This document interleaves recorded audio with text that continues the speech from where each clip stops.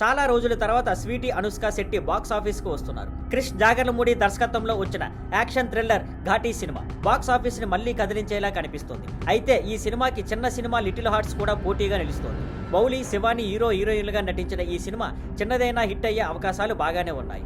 ఈసారి క్లాస్ ఆసక్తికరంగా ఉండనుంది.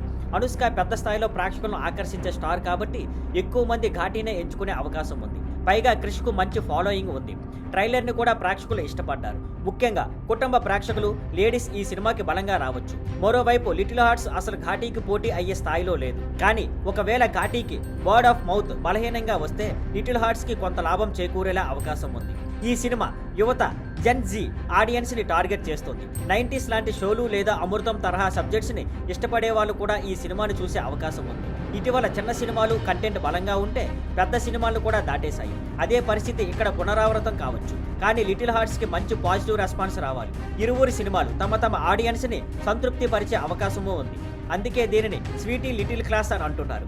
అదే కాక శివకార్తికేయన్ డబ్బింగ్ సినిమా మద్రాసి కూడా సెప్టెంబర్ 5న బాక్స్ ఆఫీస్ రేస్లో చేరనుంది. Thank you for watching. Please like, share and subscribe.